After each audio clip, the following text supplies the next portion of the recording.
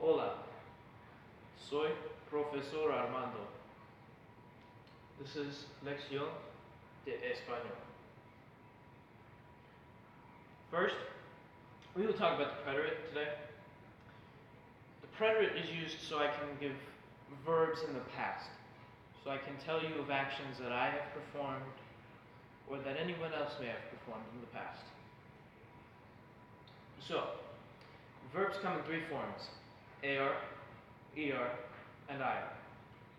For AR, the first thing we must do when we take montar is to get rid of AR so that we simply have the stem of the verb.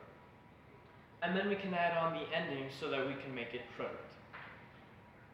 To do that, it would become yo monté, tú montaste, él montó, nosotros montamos, y ellos montaron.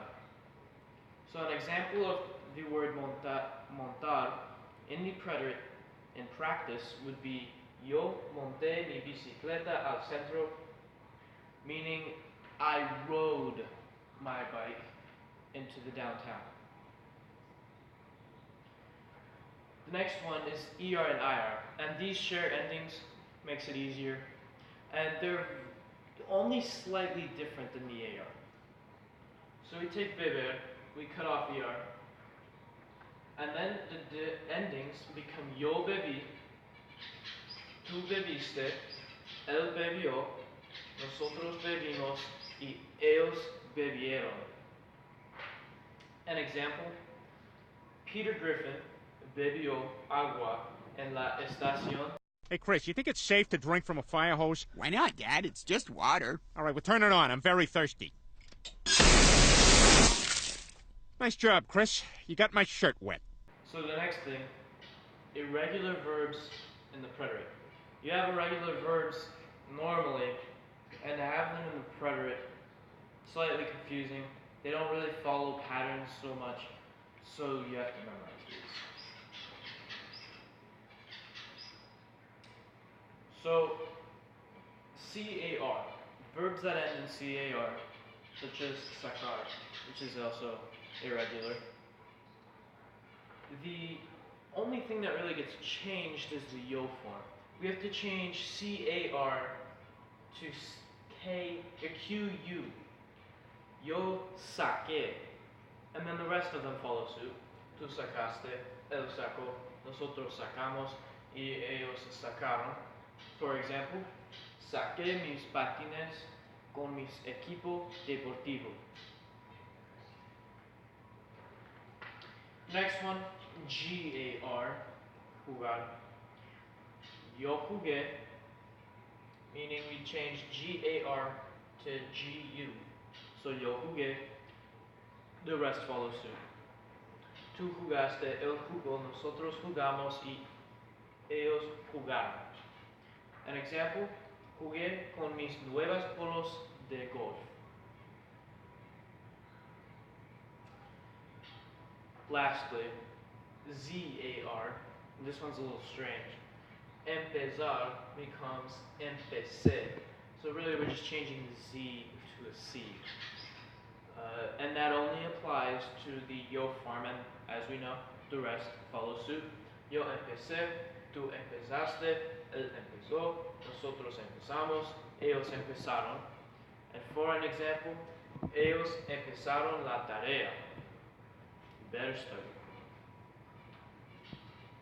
The next thing I want to talk to you about today, the direct object pronoun, the DOP.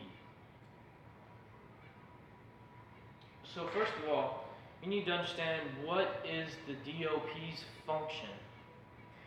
Well, the function is to replace nouns.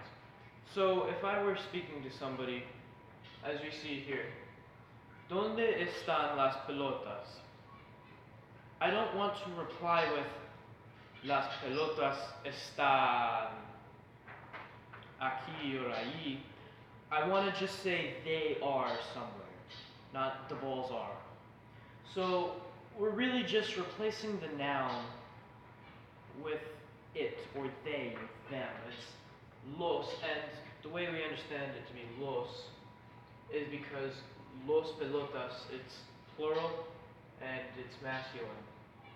So it becomes los están aquí.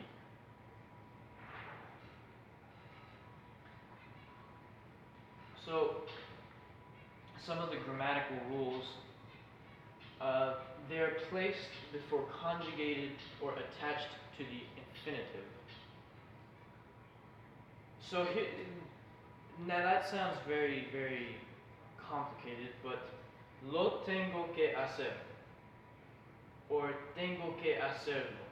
These really are just answers to,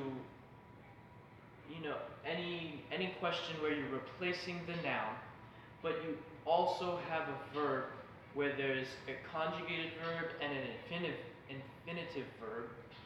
The conjugated being tengo, the infinitive being hacer.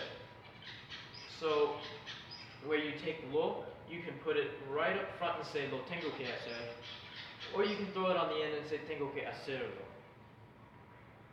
And it really works either way, and it does the same thing.